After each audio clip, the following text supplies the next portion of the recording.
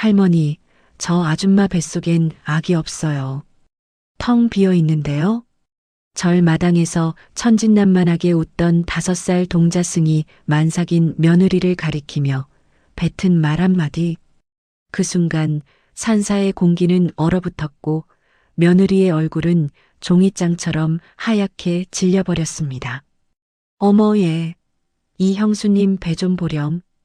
곧 아기가 나올 텐데 무슨 소리니? 시어머니는 어린아이의 망언이라며 웃어넘기려 했지만 그날 이후 며느리의 행동이 이상해지기 시작합니다.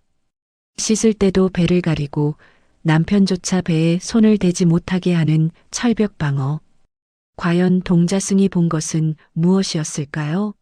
며느리가 만삭의 배 뒤에 숨기고 있는 기괴하고도 서글픈 진실이 서서히 드러납니다. 영상 시작 전 채널 구독해 주시면 재밌는 영상을 가장 먼저 받아볼 수 있습니다. 그럼 오늘의 사연 시작합니다. 찌는 듯한 무더위가 온 세상을 휘감고 있었습니다.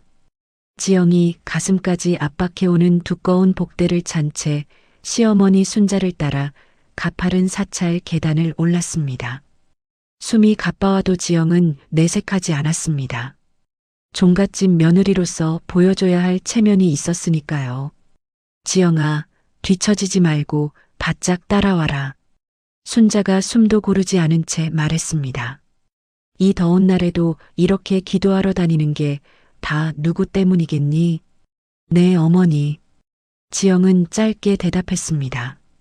조금만 참으면 되죠. 어머니 마음 알잖아요. 순자가 앞서 걸으며 중얼거렸습니다. 이번 기도가 마지막이야. 손주 얼굴 보는 게 소원이라니까. 어머니, 너무 무리하지 마세요. 지영이 조심스럽게 말을 보탰습니다. 계단이 높아서 다치실까봐 걱정돼요. 내 다리는 아직 멀쩡해. 순자가 퉁명스럽게 말했습니다. 손주 볼 때까진 쓰러질 일 없어. 지영이 복대를 살짝 올려 맞추며 대답했습니다. 어머니, 저도 빨리 아이를 만나고 싶어요. 말은 잘한다. 순자가 힐끗 뒤를 돌아보며 말했습니다. 그 말 꼭 지켜라. 대웅전 앞에 도착했을 때 5살쯤 되어 보이는 동자승이 지영의 앞을 가로막았습니다. 아이의 시선이 천천히 지영의 배로 내려갔습니다. 동자승이 고개를 갸웃했습니다. 이상하다. 동자승이 천진한 목소리로 물었습니다. 아줌마 배는 풍선처럼 텅 비어 있는데 왜 아기가 있다고 거짓말해요? 얘야. 순자가 화들짝 놀라 소리를 질렀습니다. 어른한테 그런 말하면 못 써. 지영의 얼굴이 순식간에 흑빛으로 변했습니다. 온몸의 피가 거꾸로 흐르는 것 같았어요. 무슨 소리야? 지영이 떨리는 목소리로 중얼거렸습니다. 아니야, 아이가 있어요. 순자가 당황하며 아이를 밀어냈습니다. 애가 무슨 말을 하는 거야? 죄송합니다, 보살님.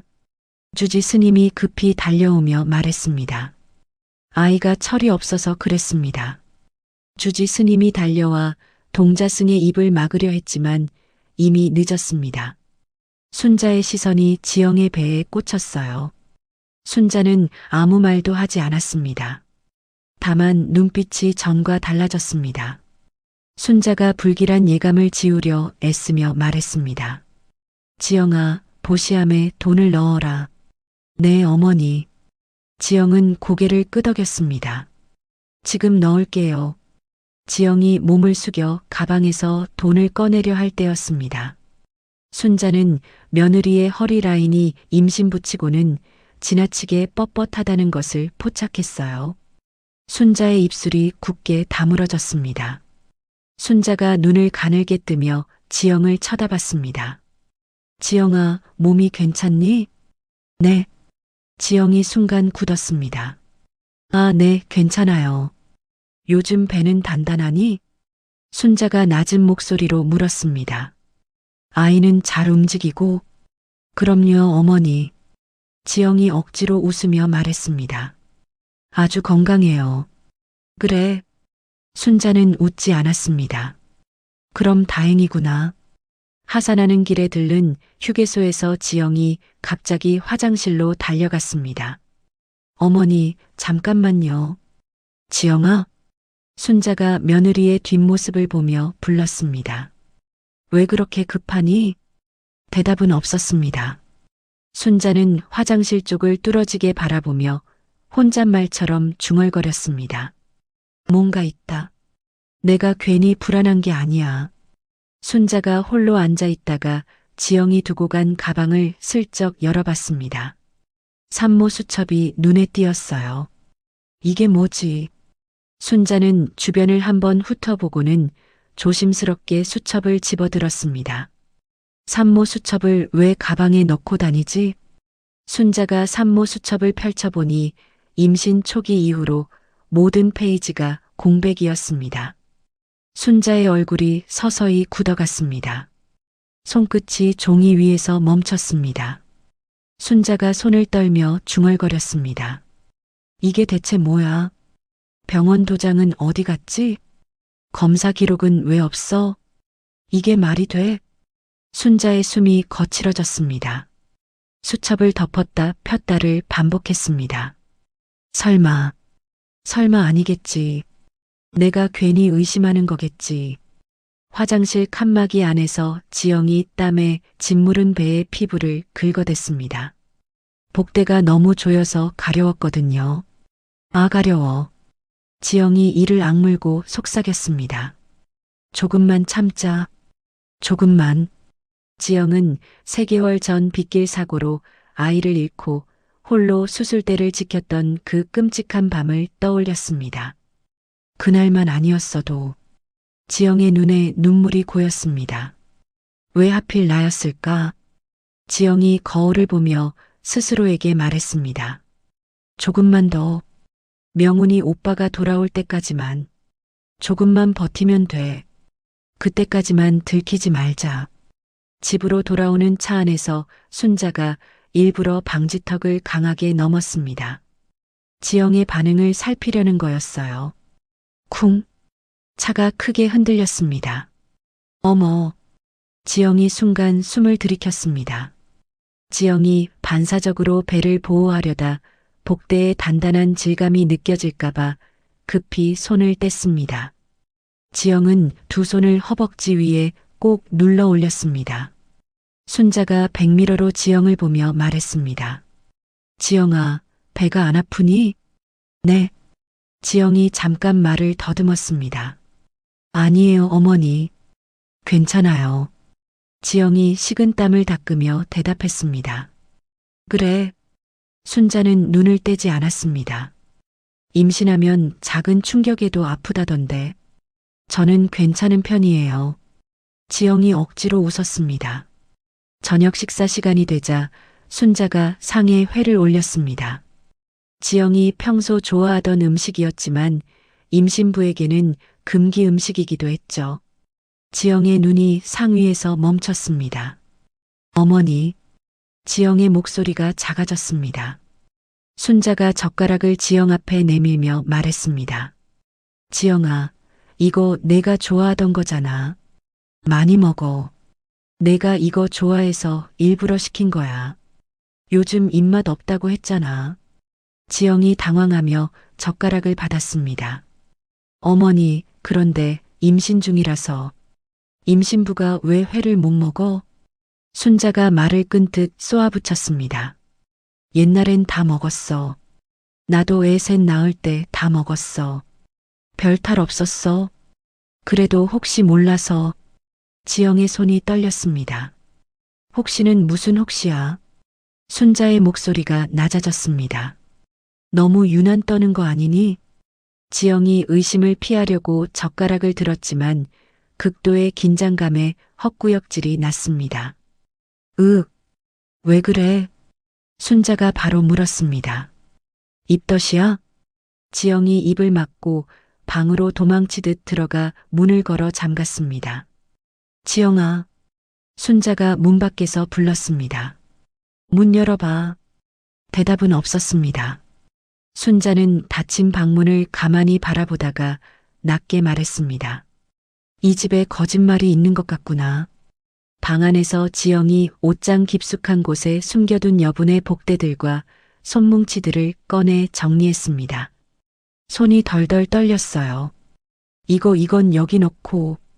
지영이 숨을 고르며 중얼거렸습니다. 절대 보이면 안 돼.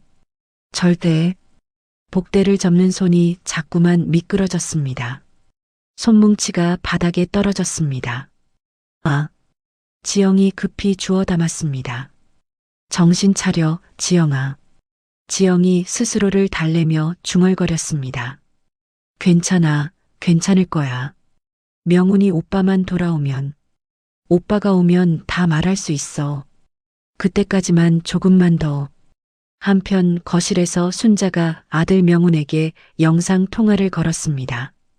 명훈아, 지영이 좀 이상해. 어머니 말로는 느낌이 안 좋아. 산모 수첩도 이상하고 행동도 수상해. 화면 너머 명훈이 회의실에서 당황하며 말했습니다. 어머니, 지금 회의 중이라서 나중에 다시 전화드릴게요. 잠깐만, 명훈아. 순자가 다급하게 말했습니다. 이건 그냥 넘길 일이 아니야. 어머니, 제발. 명훈이 낮은 목소리로 말했습니다. 지금 중요한 회의예요. 명훈이 다급히 화면을 꺼버렸습니다. 순자는 꺼진 화면을 한참 바라봤습니다. 아들까지 나를 피하네. 그럼 내가 직접 봐야지. 순자가 집안 대대로 내려오는 태교일기를 지영의 방문 앞에 놓고 말했습니다. 지영아, 이거 매일 밤 쓰는 거야. 알겠지? 우리 집 며느리들은 다 이걸 썼어. 하루도 빠짐없이. 아이를 생각한다면 당연한 거야. 네, 어머니. 지영의 목소리는 문 안에서 작게 들려왔습니다. 지영이 하얀 종이 위에 펜을 들었지만 차마 거짓말을 쓸 수가 없었습니다. 밤이 깊도록 빈 종이만 바라보며 앉아 있었어요. 뭘 써야 하지? 지영이 펜을 내려놓았습니다. 없는 아이 이야기를 어떻게 써? 오늘도 거짓말. 내가 언제까지 이럴 수 있을까? 다음 날 새벽 순자가 지영이 세탁실에 벗어둔 옷들을 뒤졌습니다. 이건 속옷이고 이건 잠옷이네. 순자의 손이 멈췄습니다. 임신부용 속옷에서 혈흔이 아닌 실리콘 패드의 잔여물을 발견했을 때 순자의 눈빛이 날카롭게 변했습니다. 순자가 그 물질을 손가락으로 비비며 중얼거렸습니다. 이게 뭐야? 피도 아니고 솜도 아니고 설마.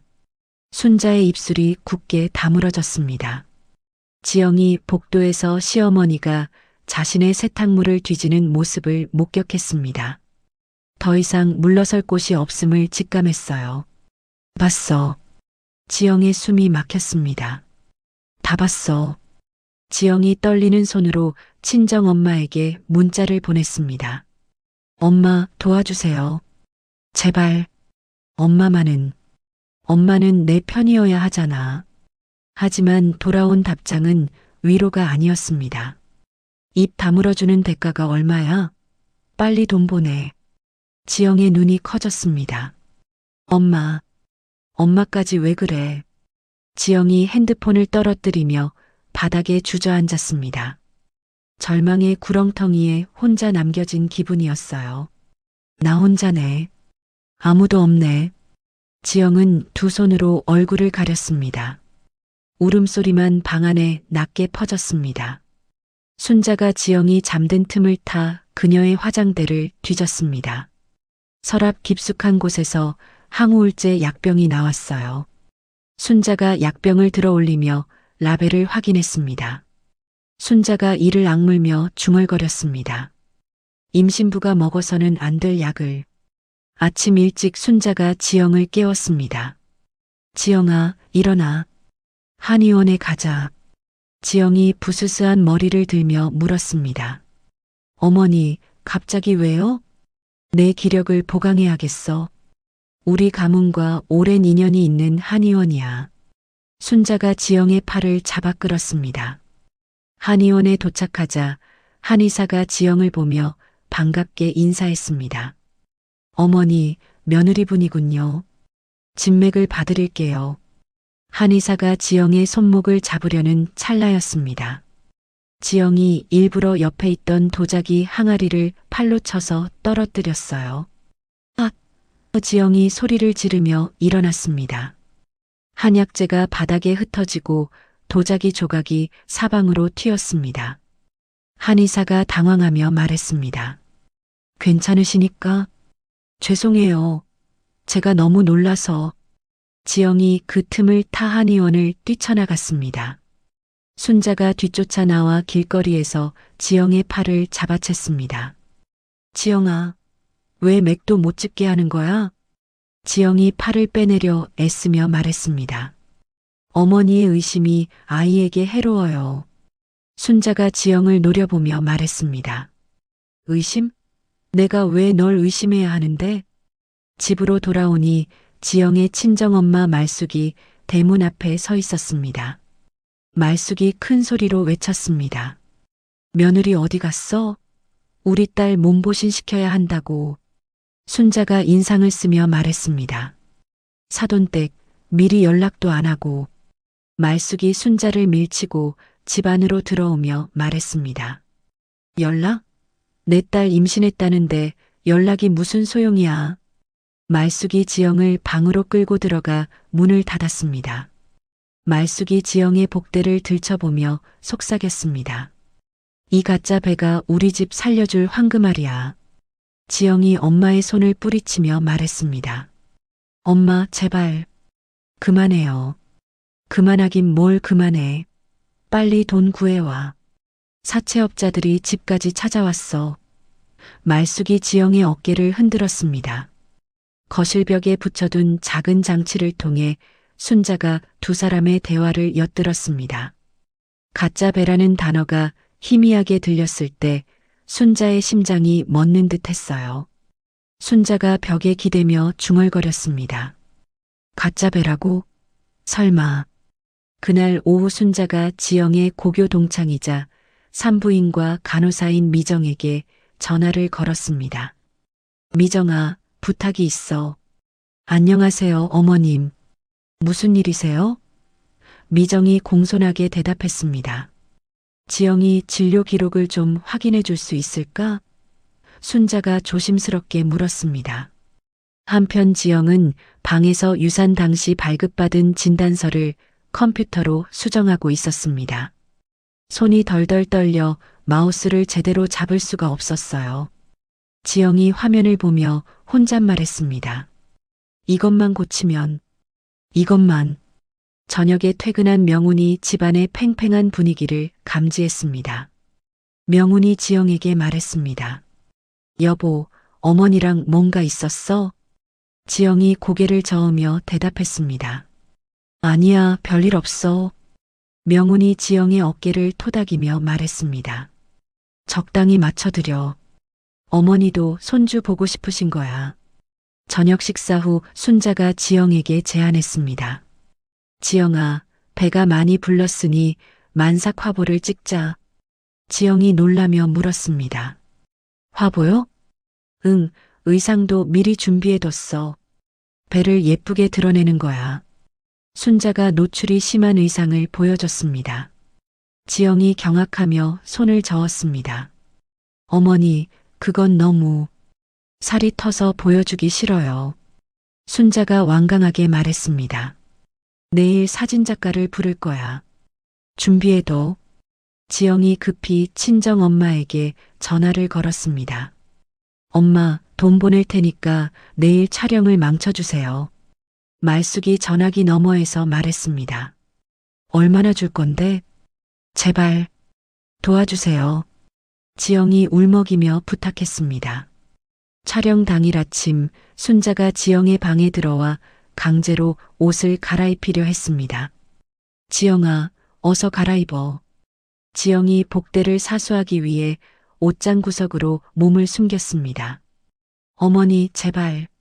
조금만 기다려주세요. 두 사람이 몸싸움을 벌이려는 순간이었습니다. 대문 밖에서 큰 소리가 들렸어요. 이지영, 나와. 말숙이 사채업자들과 함께 나타나 고함을 질렀습니다. 종갓집의 고요한 아침이 산산조각 났습니다. 말숙을 쫓아온 사채업자들이 마당에 놓인 장독대를 발로 차며 소리쳤습니다. 이지영, 어디 숨었어?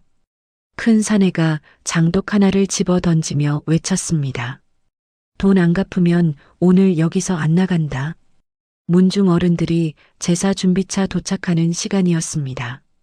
종친회장이 대문 앞에서 이 광경을 보고 경악했어요. 종친회장이 지팡이를 짚으며 큰 소리로 물었습니다. 이게 무슨 꼴이야? 순자가 급히 나와 사채업자들을 사랑채로 몰아넣으려 했습니다. 여기서 뭐 하는 거야? 당장 나가. 하지만 말숙은 오히려 거실로 뛰어들어가 지영의 만삭배를 가리키며 소리쳤습니다. 내 딸 임신했다고 돈 안 주면 다 폭로할 거야. 제사 준비를 위해 속속 도착한 문중 어른들이 거실의 소란에 몰려들었습니다. 지영이 극심한 공포에 질려 복대를 움켜쥔 채 뒷걸음질 쳤어요. 지영이 떨리는 목소리로 말했습니다. 엄마, 제발. 그만해요. 말숙이 순자가 돈을 내놓지 않자 더 큰 소리로 외쳤습니다. 이 배 안에 든 건 아기가 아니라 손뭉치야. 말숙이 지영의 한복 앞섭을 거칠게 잡아당겼습니다. 안 돼. 지영이 비명을 질렀습니다. 그 순간 지영의 저고리 고름이 풀렸습니다. 허리춤에 고정되어 있던 두꺼운 압박 붕대와 복대 실루엣이 문중 어른들의 눈앞에 적나라하게 드러났어요. 순자가 본능적으로 지영의 앞을 가로막으며 외쳤습니다. 며느리가 몸이 좋지 않아서 복대를 찬 거야. 하지만 바닥으로 떨어진 실리콘 패드 하나가 모든 변명을 무색하게 만들었습니다. 문중 최고 어른인 종친회장이 지팡이를 내던지며 노발대발했습니다. 가문을 속이고 조상을 모독했다. 다른 어른들도 한 목소리로 비난했어요. 이런 일이 어디 있어? 종갓집 체면이 말이 되나? 순자가 평생 쌓아온 명예가 무너지는 허망함을 느꼈어요. 다리에 힘이 풀려 벽에 기댔습니다. 지영이 바닥에 주저앉아 복대를 완전히 풀어 헤쳤습니다. 손뭉치들이 바닥에 흩어졌어요. 지영이 통곡하며 말했습니다. 죄송해요. 3개월 전에 아이를 잃었어요. 차가운 수술실에서 혼자 아이를 보내야 했어요. 지영이 바닥을 치며 울부짖었습니다. 가문의 압박이 무서워서 시어머님께 말씀드릴 수가 없었어요. 지영이 순자를 바라보며 애원했습니다. 말숙이 그 와중에도 바닥에 떨어진 수표를 주우려 하다가 사채업자들에게 끌려나갔습니다. 내 돈이야. 사채업자들이 말숙을 질질 끌고 나가며 소리쳤습니다. 이제 그만하고 나가자. 집안이 폭풍이 지나간 듯 고요해졌습니다. 비참함과 정적만이 남았어요. 순자가 지영의 뺨을 때리는 대신 바닥에 흩어진 복대를 집어들었습니다. 그리고 마당에 있는 화로에 던져버렸어요. 복대가 검은 연기와 함께 타들어갔습니다. 지영의 거짓말도 함께 제가 되어버렸어요. 명운이 뒤늦게 도착해 상황을 파악하고 무릎을 꿇었습니다. 어머니, 제가 잘못했습니다. 순자가 아들에게도 싸늘하게 말했습니다. 너 역시 공범이야. 아내가 이 지경이 되도록 모른 척했잖아. 명운이 고개를 숙이며 말했습니다. 죄송합니다. 정말 죄송합니다. 순자가 안방으로 들어가 문을 걸어 잠갔습니다. 지영이 텅 빈 배를 어루만지며 마당 한복판에 홀로 남겨졌어요. 문중 어른들의 비난 섞인 시선이 온몸을 찔렀습니다. 문중 어른 하나가 혀를 차며 말했습니다. 이런 며느리를 어떻게 용납하나? 다른 어른이 고개를 저으며 말했습니다. 가문에 먹칠을 했어. 지영이 견디지 못하고 빗속으로 뛰쳐나갔습니다. 폭우가 쏟아지는 강변도로를 달리며 지영이 절규했습니다. 나는 아무것도 아니야. 아무것도. 강물이 검게 흐르고 있었어요. 지영이 차가운 강물에 발을 담그려는 순간이었습니다. 뒤에서 누군가 강한 힘으로 지영의 허리를 낚아챘습니다. 아직 당신이 돌봐야 할 목숨이 있지 않나요? 지영을 붙잡은 사람은 예전 상담사 은수였습니다. 은수가 비에 젖은 지영을 품에 안고 함께 바닥에 주저앉아 울음을 터뜨렸어요. 괜찮아요. 이제 괜찮을 거예요. 은수가 지영의 등을 토닥이며 속삭였습니다. 빗소리 속에서 두 여자가 서로를 끌어안고 울었습니다. 지영의 절망적인 하루가 마침내 끝을 향해 가고 있었어요. 은수가 지영을 자신의 상담소 별채로 데려갔습니다. 따뜻한 물로 지영을 씻기고 마른 옷을 입혀주었어요. 은수가 지영에게 차를 건네며 말했습니다. 천천히 마셔요. 몸을 따뜻하게 해야 해요. 지영이 컵을 받아들며 떨리는 목소리로 말했습니다. 선생님, 저는 이제 어떻게 살아야 하나요? 은수가 서랍에서 낡은 공책을 꺼내 지영 앞에 놓았습니다. 유산 직후 지영이 써내려갔던 치유 일기였어요. 은수가 공책을 쓰다듬으며 말했습니다. 이걸 기억하나요? 그때도 당신은 일어섰잖아요. 지영이 공책을 펼쳐보며 눈물을 흘렸습니다. 자신의 글씨로 적힌 아픔이 고스란히 남아 있었거든요. 상담소의 고요한 분위기 속에서 지영은 비로소 복대라는 물리적 구속과 가문의 압박에서 벗어났어요. 깊은 잠에 빠져들었습니다. 다음 날 아침 은수가 지영을 깨우며 제안했습니다. 근처에 보육원이 있어요. 봉사활동을 해보는 게 어떨까요? 지영이 의외라는 듯 물었습니다. 저 같은 사람이 아이들을 돌볼 수 있을까요? 타인의 아픔을 돌보는 과정에서 자신의 상처를 객관화할 수 있어요. 은수가 지영의 손을 잡으며 말했습니다. 한편 홀로 남은 순자가 지영의 빈 방을 정리하고 있었습니다. 침대 밑에서 지영의 일기장이 나왔어요. 순자가 일기장을 펼쳐보니 이런 문장이 적혀 있었습니다. 아이를 지키지 못한 나를 시어머니가 죽일 것 같다. 순자가 가슴을 움켜쥐며 중얼거렸습니다. 내가 이런 생각을 하게 만들었구나. 순자는 자신이 며느리에게 준 것이 사랑이 아니라 서서히 숨통을 조이는 밧줄이었음을 깨달았어요. 대대로 내려온 종부의 무게가 며느리에게는 고문이었음을 인정했습니다. 보육원에 도착한 지영이 부모에게 버림받은 아이들을 보며 마음이 아팠습니다. 아이들의 순수한 눈망울이 지영의 마음을 울렸어요. 보육원 원장이 지영에게 설명했습니다. 이 아이들은 모두 상처가 있어요. 하지만 사랑을 주면 금세 마음을 열어요. 지영이 한 아이의 손을 잡으며 말했습니다. 안녕, 나는 지영 이모야. 아이가 지영을 올려다보며 수줍게 웃었습니다. 지영이 아이들을 씻기고 먹이며 아이를 잃은 슬픔을 비난이 아닌 사랑으로 승화시키는 법을 조금씩 배웠어요. 마음속에 따뜻한 기운이 돌기 시작했습니다. 은수가 지영과 함께 사찰을 다시 찾아갔습니다.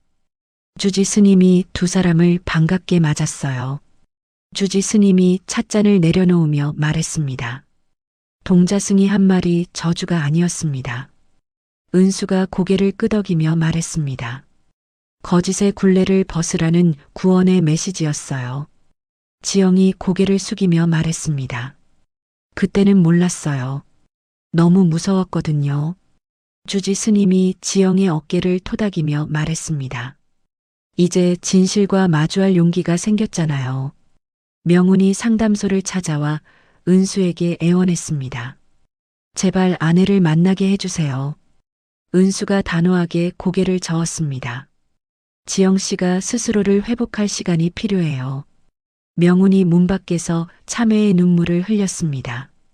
자신의 무관심이 아내를 벼랑 끝으로 밀었다는 죄책감에 시달렸어요. 순자가 문중회의에 다시 참석했습니다. 어른들이 지영을 파문하라고 요구했어요. 종친회장이 험악한 표정으로 말했습니다. 그런 며느리는 내쫓아야 해. 순자가 일어서서 단호하게 말했습니다. 며느리의 유산은 내 과욕 때문입니다. 무슨 소리야? 다른 어른이 소리쳤습니다. 순자가 모든 책임을 자신에게 돌리며 말했습니다. 제가 너무 조급했어요. 며느리를 파문하라는 요구는 거절합니다. 보육원에서 지영이 유독 자신을 따르는 6살 소년 민수를 만났습니다. 민수가 지영의 손을 꼭 잡으며 말했습니다. 이모, 내일도 와요? 지영이 민수의 머리를 쓰다듬으며 대답했습니다. 당연하지, 민수야. 지영은 생물학적 모성 그 이상의 유대감을 느꼈어요. 삶의 의지를 다시 불태우기 시작했습니다. 일주일 뒤 지영이 은수의 격려 속에 다시 종갓집 대문을 열고 들어갔습니다. 예전의 서슬 퍼런 모습이 아닌 수척해진 순자가 그녀를 기다리고 있었어요. 지영이 순자 앞에 무릎을 꿇고 말했습니다. 어머니, 거짓으로 기만해서 정말 죄송해요. 지영이 가방에서 작은 보자기를 꺼내 건넸습니다. 아기의 베넷 저고리가 들어있었어요. 순자가 그 저고리를 가슴에 묻고 흐느끼며 말했습니다. 내가 널 귀한 사람으로 대접하지 못해서 정말 미안해. 순자가 며느리를 품에 안았습니다. 두 사람이 서로의 눈물을 닦아주며 가문이라는 허울보다 더 소중한 사람의 가치를 공유했어요. 집안을 짓누르던 어두운 공기가 몰려나갔습니다. 명훈이 두 여인 앞에 무릎을 꿇고 말했습니다. 저도 진정한 남편이자 아들로 거듭나겠습니다. 세 사람이 비로소 하나의 진짜 가족이 되기 위한 첫 발을 내디뎠어요. 오랜만에 집안에 따뜻한 웃음소리가 퍼졌습니다. 고부간의 화해 이후 순자가 지영을 위해 직접 가문 대대로 내려오는 보양식을 준비했습니다. 순자가 지영의 마른 손을 잡으며 말했습니다. 지영아, 이제 몸을 제대로 보살펴야 해. 지영이 더 이상 배를 압박하는 복대를 차지하는 채 가벼운 면 소재의 옷을 입고 마당에 나왔습니다. 오랜만에 햇살을 받으며 깊은 숨을 내쉬었어요. 지영이 하늘을 올려다보며 중얼거렸습니다. 이렇게 숨쉬기가 편할 줄 몰랐어요. 순자가 안방 깊숙이 보관해 두었던 종부의 상징인 옷가락지를 지영에게 건넸습니다. 이제 넌 대를 잇는 도구가 아니야. 가문의 당당한 주인이야. 지영이 옷가락지를 받아들며 눈물을 글썽였습니다. 어머니, 명훈이 회사에 장기 휴직계를 내고 집에서 지영과 시간을 보내기 시작했습니다. 명훈이 지영과 함께 숲길을 산책하며 말했습니다. 여보, 그동안 정말 미안했어. 지영이 명훈의 손을 잡으며 대답했습니다. 이제 우리 다시 시작해요. 저녁 식탁에서 세 사람이 농담을 주고받으며 웃었습니다. 가족이라는 이름 아래 처음으로 진심 어린 웃음을 나눴어요. 순자가 지영에게 말했습니다. 지영아, 내일부터 내가 하고 싶은 일을 찾아봐. 지영이 은수의 상담센터에서 자원봉사를 시작했습니다. 자신과 같은 아픔을 겪은 여성들의 손을 잡으며 그들의 고통을 위로했어요. 한 여성이 지영에게 말했습니다. 언니 말을 들으니 마음이 편해져요. 지영이 그 여성의 어깨를 토닥이며 대답했습니다. 우리 함께 이겨내요. 순자가 문중 어른들이 며느리의 상태를 묻는 전화를 받을 때마다 일갈했습니다. 사람이 먼저지 아이가 먼저야?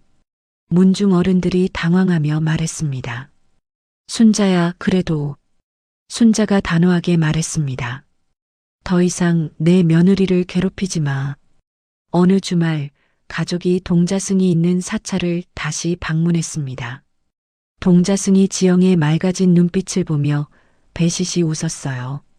동자승이 천진하게 말했습니다. 이제야 진짜 엄마 냄새가 나요. 지영이 무릎을 꿇고 동자승과 눈을 맞추며 말했습니다. 고마워. 내가 진실을 말해줘서. 사찰 뒷마당에서 지영이 작은 꽃나무를 심었습니다. 유산된 아이와의 슬픈 이별을 갈무리하는 의식이었어요. 지영이 흙을 다지며 속삭였습니다. 미안해, 내 아가. 엄마가 용기가 없었어. 명훈이 지영의 어깨를 감싸 안으며 말했습니다. 다시는 혼자 두지 않을게. 순자가 지영에게 자신이 젊은 시절 겪었던 종갓집 생활의 고충을 털어놓았습니다. 나도 처음엔 무서웠어. 하지만 견뎌야 한다고 생각했지. 지영이 순자의 손을 잡으며 말했습니다. 어머니도 많이 힘드셨겠어요. 고부관계를 넘어 여자 대 여자로서의 깊은 연대감이 형성되었어요. 마을 사람들이 항상 고개를 숙이고 다니던 지영이 밝게 웃으며 순자와 장을 보는 모습을 보고 놀랐습니다. 한 마을 사람이 말했습니다. 종갓집에 진짜 봄이 왔네. 지영이 밤마다 은수와 상담하며 내면의 트라우마를 완전히 극복해 나갔어요. 스스로를 사랑하는 법을 배우며 자존감을 회복했습니다. 은수가 지영에게 말했습니다. 많이 달라졌어요. 이제 진짜 당신을 찾았네요. 지영이 환하게 웃으며 대답했습니다. 선생님 덕분이에요. 행복이 절정에 달한 어느 밤, 세 사람이 마당에서 별을 보며 앉아 있었습니다. 명훈이 말했습니다. 아이가 없어도 우리는 충분히 행복한 가족이야. 순자가 고개를 끄덕이며 말했습니다. 그래, 사랑이 있으면 돼. 지영이 두 사람의 손을 잡으며 말했습니다. 정말 감사해요. 그런데 평화로운 순간도 잠시 지영이 갑작스러운 복부 통증을 느꼈습니다. 아! 지영이 욕실로 달려가다 바닥에 쓰러졌어요. 지영아! 순자가 비명을 듣고 달려와 보니 욕실 바닥에 핏자국이 선명하게 보였습니다. 명훈이 급히 119에 신고했습니다. 빨리 와주세요. 아내가 쓰러졌어요. 구급차 사이렌 소리가 고요한 밤을 가르며 울려 퍼졌습니다. 갑작스러운 위기가 다시 이 가족을 덮쳤어요. 응급실로 긴급 이송된 지영이 침대에 누워 정밀 검사를 받았습니다. 의사가 검사 결과를 들고 나와 심각한 표정을 지었어요. 의사가 순자와 명훈을 따로 불러 말했습니다. 과도한 복대 압박과 유산 후유증이 겹쳐 자궁 내벽이 심각하게 손상되었습니다. 명훈이 의사의 팔을 붙잡으며 물었습니다. 그게 무슨 뜻이에요? 의사가 한숨을 쉬며 대답했습니다. 자궁 적출 수술이 불가피합니다. 영구적인 불임을 의미해요. 명훈이 응급실 복도에서 의사의 멱살을 잡으며 소리쳤습니다. 오진이에요. 다시 검사해 주세요. 의사가 명훈을 진정시키며 말했습니다. 진정하세요. 저희도 최선을 다했습니다. 명훈이 벽을 치며 자책했습니다. 내가 아내를 이 지경으로 만들었구나. 순자가 며느리의 영구 불임 소식에 큰 충격을 받았지만 예전처럼 가문을 걱정하지 않았어요. 오히려 고통받는 지영의 손을 잡고 말했습니다. 미안해, 다 내 죄야. 지영이 의식을 되찾고 의사로부터 소식을 들었습니다. 지영이 멍한 표정으로 중얼거렸습니다. 더 이상 아이를 가질 수 없다고요? 의사가 고개를 끄덕이며 말했습니다. 죄송합니다. 최대한 빨리 수술을 해야 합니다. 지영이 명훈에게 모질게 말했습니다. 오빠 나 같은 여자와 살지 말고 이혼해요. 명훈이 지영의 손을 꼭 잡으며 외쳤습니다. 무슨 소리야? 절대 그럴 수 없어. 지영의 불임 소식을 접한 문중 어른들이 순자에게 전화를 걸었습니다. 종친회장이 전화기 너머에서 말했습니다. 씨 없는 열매는 필요 없어. 명훈이에게 새 배필을 찾아줘야지. 순자가 전화기를 꽉 쥐며 답했습니다. 그런 소리 다시 하면 문중과 연을 끊을 거야. 병원을 찾아온 문중 어른들을 순자가 병실 밖으로 쫓아냈습니다. 내 며느리는 내 딸이야. 한 번만 더 이혼 소리를 하면 정말 가만 안 둬. 지영이 시어머니의 단호한 태도에 감동하면서도 자책감에 빠졌어요. 밤마다 잠을 이루지 못하고 눈물로 밤을 지샜습니다. 지영이 혼자 중얼거렸습니다. 내가 가문의 대를 끊었어. 말숙이 수술 소식을 듣고 또다시 병원을 찾아왔습니다. 말숙이 병실 문을 박차고 들어와 소리쳤습니다. 위자료는 얼마나 받을 수 있어? 순자가 말숙의 뺨을 세차게 때렸습니다. 이 상황에 무슨 소리야? 순자가 말숙에게 거액의 수표를 던져주며 말했습니다. 이건 내 딸의 목숨값이야. 각 썼어. 다시는 나타나지 않겠다고. 말숙이 수표를 주워들며 말했습니다. 좋아, 알았어.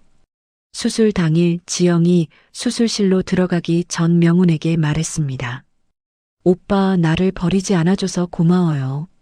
명훈이 눈물을 흘리며 대답했습니다. 여보, 내가 더 고마워. 끝까지 함께할게. 수술실 문이 닫히고 명훈이 문 앞을 지켰습니다. 순자도 함께 기다리며 조용히 기도했어요. 수술은 성공적으로 끝났지만 지영의 몸에는 지울 수 없는 수술 흉터가 남았습니다. 병실 안에 무거운 정적이 감돌았어요. 지영이 거울 속에 비친 자신의 수척한 모습을 보며 중얼거렸습니다. 이제 정말 끝이구나. 다시 우울증의 늪으로 빠져들기 시작했어요. 은수가 지영을 정기적으로 방문해 격려했습니다. 자궁은 아이를 담는 그릇일 뿐이에요. 당신이라는 존재의 가치는 변하지 않아요. 지영이 고개를 저으며 말했습니다. 아니에요. 저는 이제 아무 쓸모없는 여자예요. 은수가 지영의 손을 잡으며 말했습니다. 그렇지 않아요. 당신은 소중한 사람이에요. 순자가 퇴원하는 지영을 위해 집안의 모든 육아용품과 태교일기를 직접 불태웠습니다. 순자가 화염을 바라보며 말했습니다. 이제 과거의 굴레에서 완전히 벗어나자. 지영이 순자의 옆에 서서 함께 타들어가는 물건들을 바라봤습니다. 마음이 조금 가벼워지는 것 같았어요. 그러나 여전히 자신이 여자로서의 삶이 끝났다는 생각에 사로잡혀 있었습니다. 순자가 지영의 심리적 재활을 위해 종갓집 생활을 잠시 접어두기로 했습니다. 순자가 지영에게 말했습니다. 지영아, 공기 좋은 강원도로 요양을 떠나자. 지영이 의외라는 듯 물었습니다. 어머니도 함께 가시는 거예요? 순자가 지영의 손을 잡으며 대답했습니다. 당연하지. 혼자 두고 갈 수 없어. 강원도의 작은 마을에 도착한 지영과 순자가 함께 텃밭을 일구기 시작했습니다. 지영이 흙을 만지며 말했습니다. 흙이 이렇게 따뜻할 줄 몰랐어요. 순자가 씨앗을 뿌리며 말했습니다. 생명이 땅에서 피어나는 걸 보면 마음도 따라 회복돼. 지영이 은수의 조언에 따라 인근 보육원에서 정기적인 봉사를 시작했습니다. 부모에게 버림받은 아이들의 상처를 보듬으며 자신의 공허함을 채워나갔어요. 한 아이가 지영에게 매달리며 말했습니다. 이모, 내일도 와요? 지영이 아이를 안아주며 대답했습니다. 물론이지. 이모가 너희를 지켜줄게. 명훈이 매주 금요일 퇴근 후 강원도로 내려와 지영과 시간을 보냈습니다. 명훈이 지영과 산책하며 말했습니다. 여보, 아이가 없어도 우리 둘만으로 충분해. 지영이 명훈의 팔짱을 끼며 말했습니다. 정말 그렇게 생각해요? 명훈이 지영을 바라보며 단호하게 대답했습니다. 당연하지. 너만 있으면 나는 행복해. 순자가 자신의 개인 명의로 된 재산을 모두 정리하여 소외된 아이들을 지원하는 지영 장학재단을 설립했습니다. 순자가 지영에게 말했습니다. 내가 재단을 운영해봐. 정권을 맡길게. 지영이 놀라며 물었습니다. 제가 할 수 있을까요? 순자가 미소 지으며 대답했습니다. 너만큼 아이들 마음을 아는 사람이 어디 있어. 지영이 재단 운영을 통해 가문의 전통을 혈연의 계승이 아닌 나눔의 정신으로 바꿔나갔습니다. 문중 어른들의 반감이 존경심으로 바뀌기 시작했어요. 한 문중 어른이 순자에게 말했습니다. 며느리가 정말 대단한 일을 하고 있네. 순자가 자랑스럽게 대답했습니다.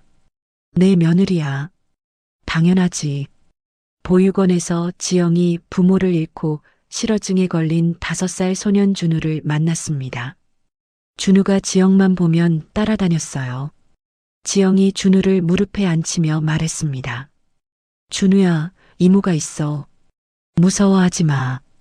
준우가 처음으로 지영에게 환한 미소를 보였습니다. 지영이 준우를 돌보며 처음으로 엄마가 되어주고 싶다는 강렬한 소망을 품게 되었어요. 조심스럽게 명훈과 순자에게 입양에 대한 의사를 물었습니다.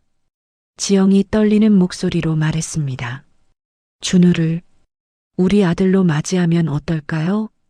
순자가 처음엔 당황했지만 준우의 모습을 보고는 말했습니다.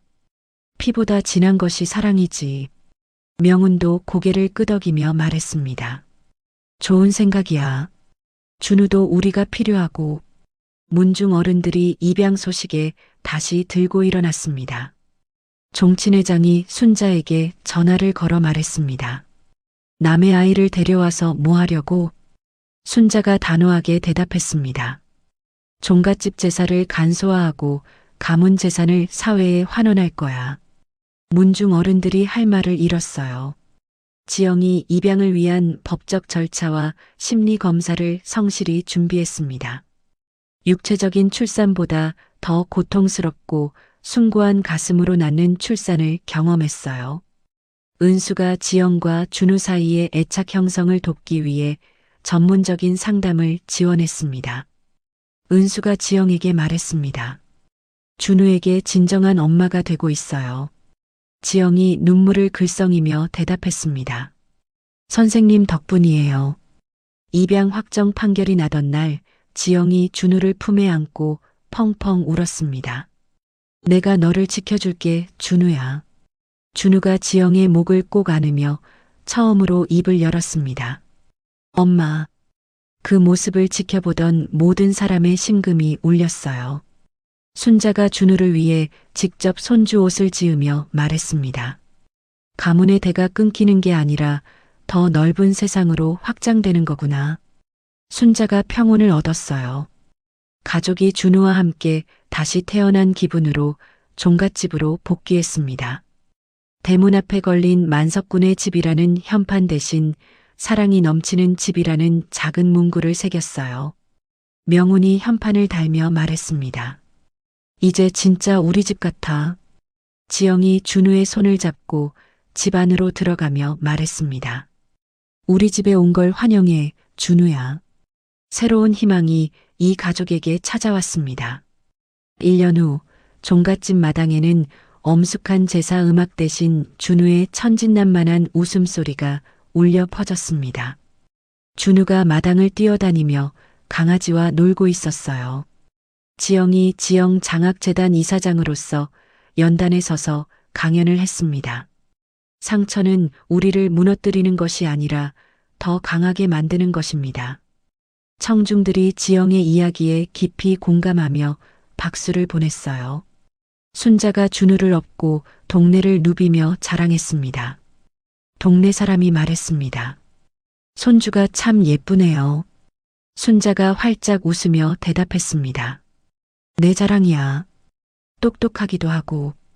더 이상 며느리를 감시하는 시어머니가 아니라 평범하고 인자한 할머니로 살고 있었어요. 명훈이 퇴근 후 준우와 함께 목욕을 하고 동화책을 읽어주었습니다. 명훈이 준우에게 말했습니다. 우리 준우, 오늘 유치원에서 뭐 했어? 준우가 신나게 대답했습니다. 아빠, 그림 그렸어요. 가부장적인 태도를 완전히 버리고 다정한 아빠로서의 삶에 만족하고 있었어요. 지영이 자신의 자서전 복대를 벗고 찾은 진짜 삶을 출간했습니다. 서점에서 책 사인회를 열었는데 많은 사람들이 찾아왔어요. 한 독자가 지영에게 말했습니다. 언니 책 읽고 정말 용기를 얻었어요. 지영이 따뜻하게 미소 지으며 대답했습니다. 제 경험이 도움이 되었다니 다행이에요. 가문의 며느리라는 굴레에서 벗어나 한 여성으로서의 정체성을 확고히 했어요.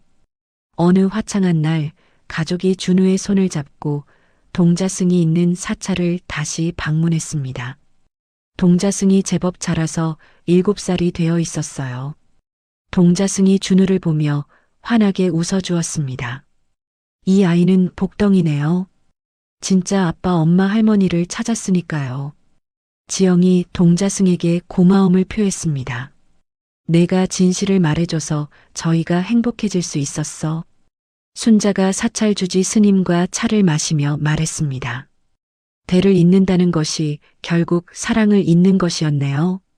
주지 스님이 고개를 끄덕이며 대답했습니다. 늦게라도 깨달으신 게 다행입니다. 지영이 사찰 뒤편 산책로에서 명운과 나란히 걸었습니다. 아이를 잃었던 슬픔이 준우라는 축복으로 돌아온 것에 깊은 감사를 느꼈어요. 지영이 명운에게 말했습니다. 우리 정말 행복하죠? 명운이 지영의 손을 꼭 잡으며 대답했습니다. 당연하지. 이보다 더 행복할 수 없어. 멀리서 지영의 친정엄마 말숙이 지영의 행복한 모습을 몰래 훔쳐봤습니다. 차마 다가가지는 못하고 눈물만 훔치고 뒤돌아섰어요. 은수가 지영의 재단에서 심리상담소장으로 부임했습니다.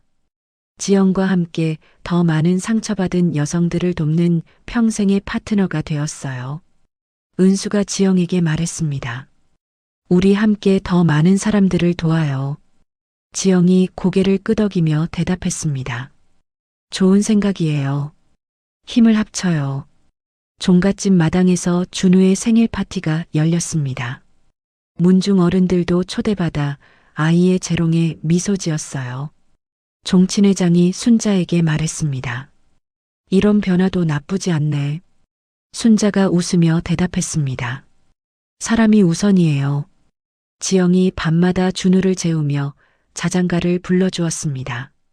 하늘나라로 간 첫 번째 아이에 대한 추억과 미안함을 사랑으로 담아보냈어요. 지영이 준우에게 속삭였습니다.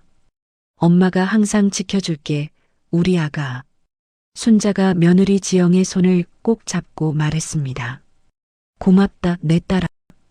두 사람 사이의 모든 앙금과 상처가 완전히 치유되었어요. 노을이 아름답게 지는 종갓집 툇마루에 준우를 사이에 둔 세 사람이 앉아 있었습니다. 서로를 바라보며 평화롭게 웃는 모습으로 이야기가 마무리되었어요. 지영이 하늘을 올려다보며 중얼거렸습니다. 이제 정말 행복해. 가족의 따뜻한 웃음소리가 저녁 노을과 함께 퍼져나갔습니다. 복대라는 작은 천 조각에서 시작된 이야기가 진정한 가족의 의미를 찾아가는 여정으로 마무리되었습니다. 지영은 가문의 며느리라는 틀에 갇혀 자신을 잃어갔지만 결국 그 고통을 통해 더 큰 사랑과 용기를 발견할 수 있었습니다. 순자 역시 전통과 체면에 매몰되어 있던 자신을 돌아보며 진정한 어른의 품격이 무엇인지 깨달았습니다. 그리고 명우는 방관자에서 벗어나 진정한 가정의 기둥이 되었죠. 이들이 만든 새로운 가족의 모습은 혈연을 넘어선 사랑의 힘을 보여줍니다. 준우라는 작은 생명을 통해 이들은 상처를 치유하고 더 넓은 세상에 사랑을 나누는 법을 배웠습니다. 우리 모두의 삶에도 때로는 복대 같은 무거운 굴레가 있을지도 모릅니다. 하지만 용기 내어 그것을 벗어던질 때 진짜 행복을 만날 수 있다는 희망의 메시지를 전하며 이야기를 마칩니다. 이야기를 끝까지 들어주신 분이 계시다면 잘 들었다고 댓글 하나만 남겨주세요. 감사합니다.